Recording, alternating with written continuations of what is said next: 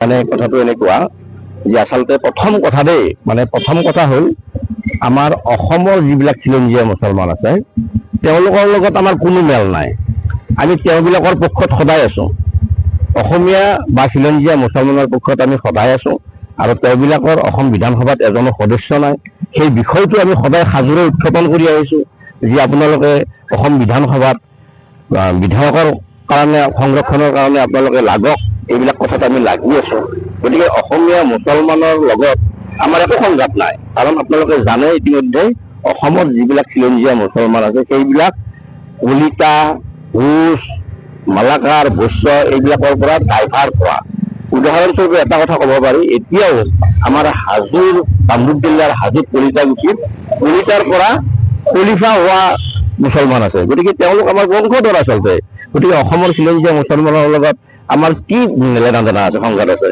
অসমীয়া জাতিৰ এটা মুদ্ৰাৰ ইপিঠি সিপিঠি অসমীয়া মুছলমান আৰু হিন্দু খিলঞ্জীয়া আৰু খিলঞ্জীয়া মুছলমান লগ লাগিহে অসমীয়া জাতিটো পূৰ্ণতা পাইছে। গতিকে তেওঁলোকৰ লগত আমি কি সংঘাত? আমি মানে কিছুমান আৱেগৰ বশৱৰ্তী হৈ মুছলমান শব্দটো ব্যৱহাৰ কৰি আছো, নিশ্চিতভাৱে ব্যৱহাৰ কৰি আছো। কিয়? যি যোৱা কিছুদিন ধৰি আমাৰ ভূমি অবৈধ ভূমি উচ্ছেদৰ বিৰোধিতা কৰি যিবিলাক দিল্লীৰ পৰা মাদানী বা চাইদা, হামিদ এইবিলাক নেতা আহি আছে মুছলমানৰ তেওঁবিলাকে অসমখন উত্তপ্ত পৰিস্থিতিৰ সৃষ্টি কৰিছে। হিন্দু মুছলমানৰ মাজত বিভেদ সৃষ্টি কৰাৰ কাৰণে তেওঁলোকে লাগি আছে। গতিকে আমি সেইবিলাকৰ সংক্ৰান্তত আমাৰ কিছু মুছলমান শব্দটো ব্যৱহাৰ কৰা গৈছে, কিন্তু সেইটো খিলঞ্জীয়া মুছলমানক লক্ষ্য কৰি নহয়। চিধা কথা, খিলঞ্জীয়া মুছলমান অসমত আৰু খিলঞ্জীয়া হিন্দু আমি ভাই কৈ থাকিম সদায়। আৰু এটা কথা কিন্তু নিশ্চিত, কিছু খিলঞ্জীয়া মুছলমানে আমাৰ অবৈধ অনুপ্ৰৱেশকাৰী বেদখলকাৰীৰ পক্ষ লৈছে। সেইবিলাক মুছলমানক কিন্তু আমি লক্ষ্য কৰি লৈছো, বা তেওঁবিলাকক আমি কিন্তু ৰাজ্যভাৱে শাস্তি দিয়াৰ কাৰণেও থলগিৰি সদায় প্ৰস্তুত হৈ আছে। খালি সময় সুবিধা পোৱা নাই তেওঁলোকক আমি ধৰাৰ কাৰণে। আমি যিদিনাই তেওঁলোকক ধৰিম সেইদিনা তেওঁলোকক কালি শুৱাই দিয়া হ'ব গুৱাহাটীত, এইটো নিশ্চিত। কিন্তু সেইবিলাক মুছলমানৰ আমি কথা কোৱা নাই।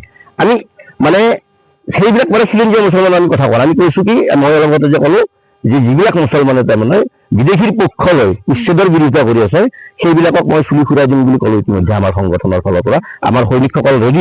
আমি ইতিমধ্যে 200 সৈনিক ৰেডি কৰিছো, যিবিলাকে উচ্ছেদৰ বিৰোধিতা কৰি খিলঞ্জীয়াৰ বিৰুদ্ধে বক্তব্য আগবঢ়াইছে। সেইটো খিলঞ্জীয়া মুছলমানেই হওক বা খিলঞ্জীয়া হিন্দুৱে হওক, তেওঁলোকৰ কোনো নিস্তাৰ নাই। আমাৰ সৈনিক ইতিমধ্যে ৰেডি।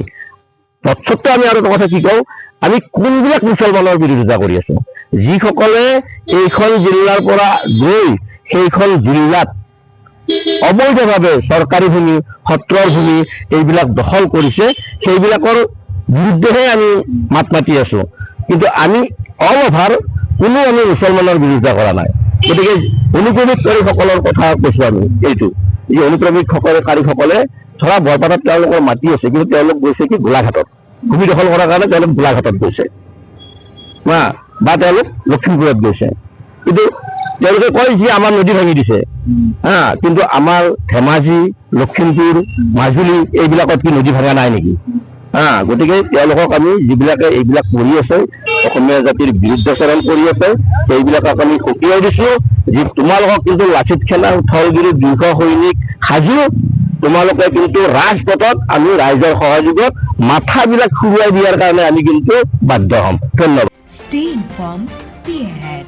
News NE 365.